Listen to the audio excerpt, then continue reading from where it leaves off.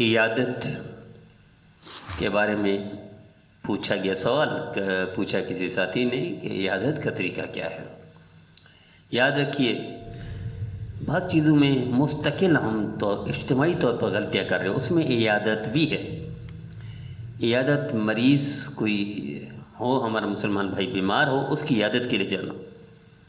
سب سے پہلی بات یہ ہے کہ جو ہم وہاں جا کر عیادت کرتے ہیں، یہ تو کھڑے کھڑے نبی کریم صلی اللہ علیہ وسلم سے عیادت کرنا ثابت ہے کہ اگر کلمات نہیں آتے لا باس طہور انشاءاللہ اصل اللہ العظیم وبلا شہدین یا کوئی بھی جتنی حدیث میں دعائیں ہیں کوئی نہیں آتی، تو آپ یہ کہیں اللہ تمہیں شفا دے، اللہ تمہیں صحت دے، اللہ تمہیں تندرستی دے، اور مختصر عیادت کرنا ہے۔ وہاں بیٹھنا نہیں ہے، بیٹھنا مناسب نہیں ہے چونکہ سنت نہیں ہے، اور پھر کھانا پینا نہیں ہے چونکہ سنت نہیں ہے، اور پھر کھانے پینے کا خود منع ہے۔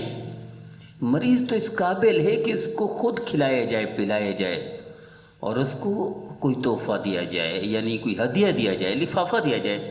ہم کتنے مسلمان سادہ لوگ ہیں، بولے والے، شادی میں لفافے اور ہدیہ دے رہے ہوتے ہیں، اور مریض کے بعد بیٹھ کر خود کھا رہے ہوتے ہیں، حالانکہ مریض کا رات دن خرچہ ہو رہا ہوتا ہے، ہسپتال میں، بیماریوں میں، دوائیوں میں، انجیکشنوں میں، سیرپ میں، رات دن خرچہ ہو رہا ہوتا ہے بیچارہ ان کا۔ پرہیزی کھانا، فروٹ ہیں، دوائیاں ہیں، ہم وہاں لفافہ نہیں دیتے، لفافہ شادی میں دیتے ہیں۔ ہاں کہ لفافہ بیمار کے بعد دینا چاہیے، اور یہ بھی حکم ہے کہ معمولی بیماری جیسے دانت درد، سر درد، اس کی وہ نہیں کرنا چاہیے، منع ہے عیادت۔ اور عیادت 3 دن کے بعد کرنی چاہیے، مثلا کسی کو بخار ہے تو چوتھے دن کرنی چاہیے، یا کوئی بڑی بیماری میں مبتلا ہے چوتھے دن کرنی چاہیے، پہلے 3 دن بھی نہیں، 4 دن کے بعد۔ اور پھر جیسے میں نے عرض کیا، وہاں کھانا پینا نہیں چاہیے، وہاں لفافہ ضرور دیں، کچھ نہ کچھ ہدیہ دیں، اس بیچارے کا بہت خرچ ہو رہا ہوتا ہے۔ شادی کے سے بہتر یہ ہے کہ یہ مستحق ہے، اس وقت اس کو تعاون کی ضرورت ہے، اس کو لفافے اور ہدیہ کی ضرورت ہے۔